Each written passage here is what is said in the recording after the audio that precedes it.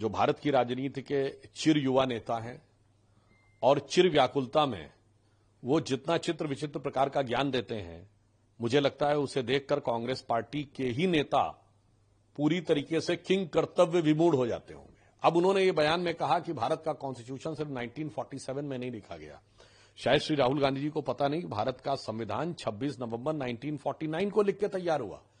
इसीलिए प्रधानमंत्री श्री नरेंद्र मोदी जी ने संविधान दिवस 26 नवंबर 1949 को किया है। संभवतः ऐसे ही भटके हुए नौजवानों को समझाने के लिए संविधान दिवस की आवश्यकता थी और कांग्रेस उस संविधान दिवस का स्वागत नहीं करती थी और प्रकारांतर से विरोध करती थी। अब यह समझ में आ रहा है कि उनकी संविधान के प्रति समझ कितनी सतही और हल्की थी। दूसरी बात, उन्होंने कहा संविधान हजारों साल पुराना है। मुझे तो यह देखकर एक विचित्र अनुभूति हुई। ये वो कांग्रेस पार्टी जो ये मानती नहीं थी कि ये देश हजारों साल पुराना है। ये तो वो लोग कहते थे कि ये देश मुगलों ने आके बनाया, एक किया, या अंग्रेजों ने आके एक किया।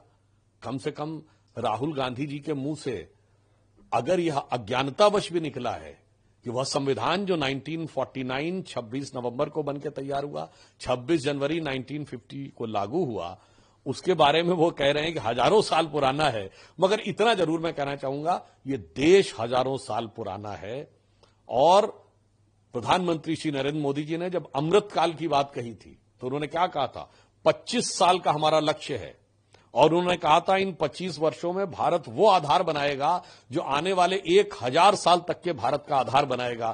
तो हम वो देश हैं जिसका इंस्पिरेशनल सिविलाइजेशनल है। हम हजारों साल पुराने इतिहास से प्रेरणा लेते हैं, 25 वर्ष का एजेंडा रखते हैं और 1000 साल के इतिहास पर दृष्टि रखते हैं। कांग्रेस की सोच और कांग्रेस का जो कंफ्यूजन है वो कांग्रेस पार्टी की नीतियों से लेकर अब राहुल गांधी के बयानों तक में दिखने लगा है। और मैं ये भी कहना चाहता हूं कि बाबा साहब अंबेडकर की जयंती आ रही और हम लोग पूरा एक पखवाड़ा मनाने जा रहे हैं। ये कहना कि हजारों साल पुराना संविधान है, मुझे लगता है ये बाबा साहब अंबेडकर जी के प्रति उनकी अज्ञानता और अवमानना दोनों का प्रतीक है। देखिए, श्री राहुल गांधी जी जिनके नेतृत्व के कार्यकाल से ही कांग्रेस सर्वाधिक समस्याओं में जूझ रही है और बिहार में उन्होंने यात्रा की कांग्रेस की समस्याओं के समाधान के नाम पर, परंतु उनके कार्यकर्ताओं में आपस में कितना घमासान था ये सब लोगों ने टीवी चैनल्स के ऊपर देखा। परंतु इसी के साथ उन्होंने बिहार की जनता का जो अपमान किया है वह अक्षम्य है। श्री राहुल गांधी जी ने अपने वक्तव्य में कहा कि जो छोटी जाति है, इन्वर्टेड कॉमा में कह रहा हूं, फिर आगे उन्होंने कहा ओबीसी ईबीसी। मैं विनम्रता, दृढ़ता और आक्रोश के साथ कांग्रेस पार्टी से पूछना चाहता हूं कि आप तथाकथित छोटी जाति किसको कह रहे हैं? हमारे मुख्यमंत्री श्री नीतीश कुमार जी उसी वर्ग से आते हैं जो आपने ओबीसी और ईबीसी कहा। हमारे उप मुख्यमंत्री सम्राट चौधरी जी उसी वर्ग से आते हैं।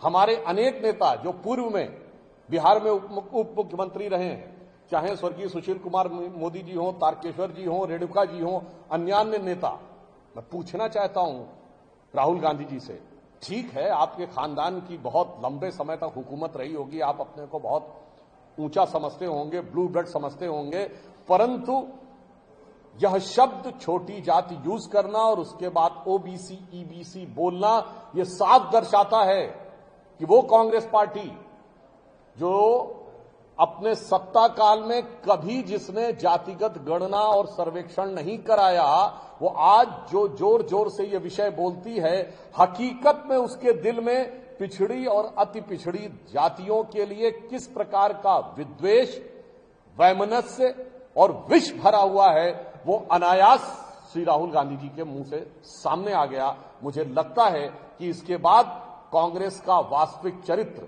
और हम सिर्फ कांग्रेस की बात नहीं कर रहे हैं, मेरा सवाल तेजस्वी यादव जी से, आप इंडी गठबंधन के लीडर हैं बिहार में, कांग्रेस तो आपकी सब्सिडरी की तरह काम कर रही है।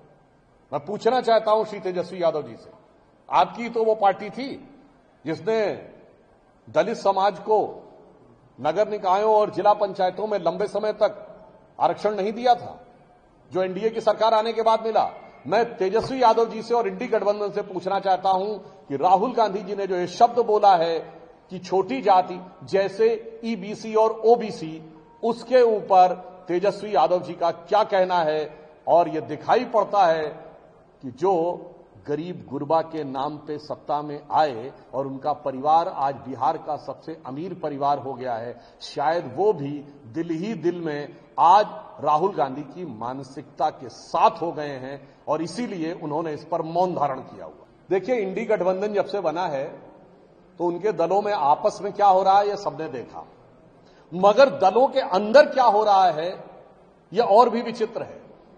बिहार में आपने देखा कि कांग्रेस पार्टी के कार्यकर्ता एक दूसरे को कैसे लात घूसा नाम कमरबद्ध दिखा रहे थे और तृणमूल कांग्रेस के सम्माननीय सांसद लोग चुनाव आयोग में जाकर एक दूसरे से उलझ गए। यह दर्शाता है कि तृणमूल कांग्रेस के अंदर उलझाव इस कदर बढ़ता जा रहा है कि अब उससे किसी प्रकार के सुलझाव की कोई अपेक्षा नहीं है। दूसरा बिंदु यह दर्शाता है कि तृणमूल कांग्रेस ही वो पार्टी है जिनके नेताओं ने संसदीय गरिमा को तार तार करने में बहुत निंदनीय भूमिका निभाई है। इन्हीं के एक सांसद महामहिम उपराष्ट्रपति जी की संसद भवन के गेट पर मिमिक्री करते हुए देखे गए।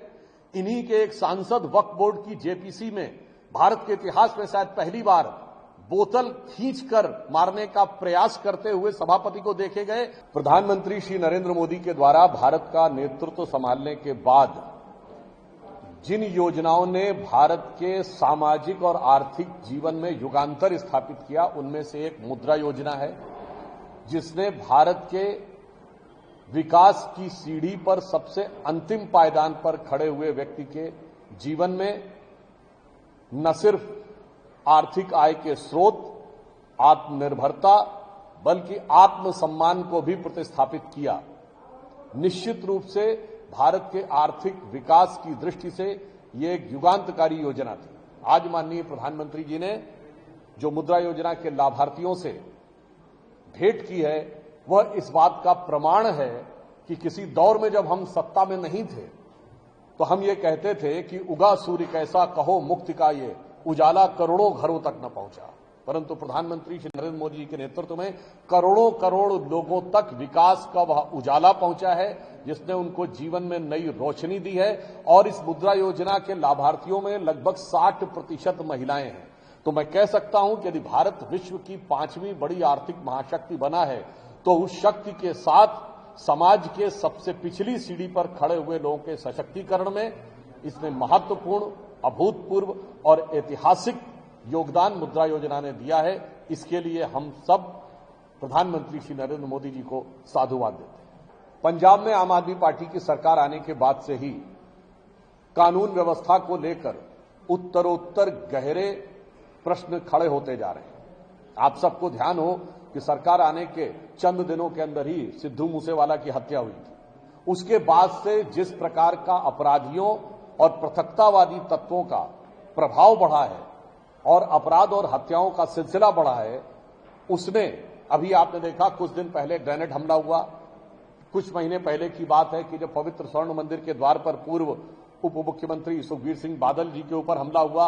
और अब यह समस्या बहुत खतरनाक रूप धारण करती जा रही है, जबकि हमारे पंजाब में वरिष्ठ नेता, पंजाब में भारतीय जनता पार्टी गठबंधन सरकार में मंत्री रहे और 2007 से 2012 तक विधानसभा में भारतीय जनता पार्टी विधानमंडल दल के नेता रहे श्री मनोरंजन कालिया जी के घर के ऊपर जिस प्रकार का अटैक हुआ है, ये पंजाब की कानून व्यवस्था को साफ इस रूप में दर्शा रहा है कि अब पंजाब की सरकार पंजाब के लिए एक आपदा बन गई है।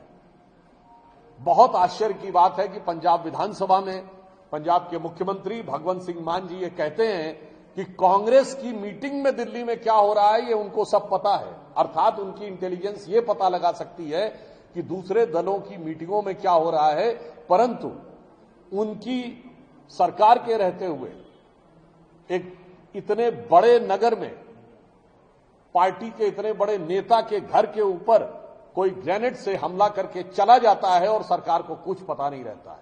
इससे साफ दिख रहा है कि अब आम आदमी पार्टी सरकार के कार्यकाल में अपराधी और पृथकतावादी तत्वों के हौसले बुलंद हैं और यह आम आदमी पार्टी ने जिस प्रकार की नीति अपनाई थी, इस प्रकार के अतिवादी तत्वों के साथ हॉबनॉबिंग करने की, उसके दुष्परिणाम और दुष्प्रभाव पंजाब को देखने को मिल रहे हैं।